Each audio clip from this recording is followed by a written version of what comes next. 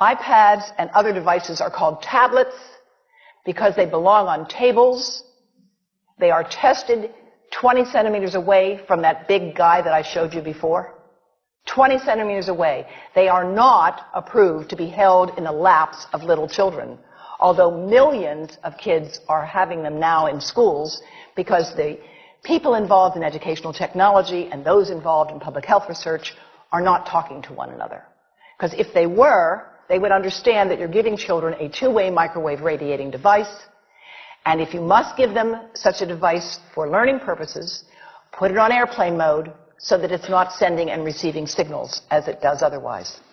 Now, this is some new modeling, again, that we've developed with colleagues in Brazil, and we can share with you how we've done it. We first start out with the MRI and create the model with 1 millimeter voxels, and this is quite a bit of work goes into creating this, and here is what it looks like after a period of 6 minutes.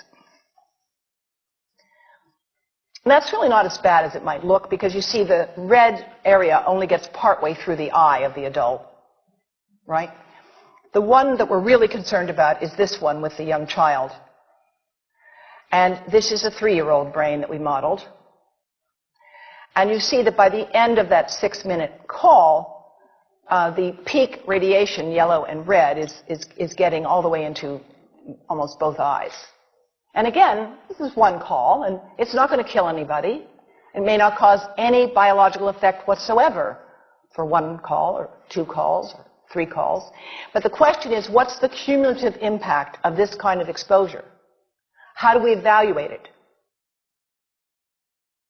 And I want to show you an example of some of the work that we are doing now that I'm releasing here for the first time. And this is a modeled microwave radiation dose of a 6-year-old with greater levels to the frontal and temporal lobes, eyes and cheek. And watch this here. Now, yellow, white, and red are the hottest, all right? And if you look carefully, you will see it's going into the eye, the nose. Do it again, just so you'll get to see it. And partly into the brainstem. Now, that's just showing you that there's going to be some exposure into that area of a young head. It doesn't tell you that there's any biological effect, right? Now, the next slide is going to show you something that might be of interest to students and faculty here. And that has to do with exposure to the reproductive organs. We call them the gonads. I think you say the testicles. And bone marrow. And look here at the radiation as it gets into the groin area. And that's just from having a mobile phone modeled into the pocket. And this, again, is based on a normalized SAR with a dipole antenna. Now, the breast. The breast is mostly fat, contains a lot of fluid.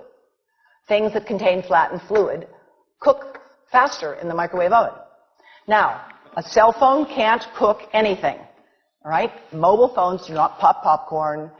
That was a fraud. They don't make any heat that we know of, otherwise they wouldn't be permitted. But they do go through things that contain fat and fluid, and we are now working at Environmental Health Trust with scientists at the University of California, San Francisco, scientists at formerly the president of the American Cancer Society of California, because we are seeing women who keep cell phones in their bras. Has anyone seen a woman put a cell phone in her bra? Hands up, please. Please tell them you've heard now why they shouldn't do that. And here I want to show you our first case report from 2009, and we now have many more. This was a Chinese-American woman who used her cell phone 4 hours a day in her bra for 10 years while she was driving. Now, and you drive with a phone on your body. The phone is smart. It's going to go from one tower to another, and it's going to say, here I am, where are you, here I am. And it's going to be going to max power each time it moves from one cell tower to another. And there it was right next to her chest. And the tumors that developed right under the antenna of the phone. unusual tumors. But in the meantime, people have a right to know how you can minimize exposure. And again, I think this information is available on our website, will be available on yours. Remember, if you have to give a phone to a child, put it on airplane mode. And think about this. That microwave oven, it works because it's a metal box around a microwave signal, and the signal pings all over the place. Next time you get into an elevator or a train for any length of time, put your phone on airplane mode.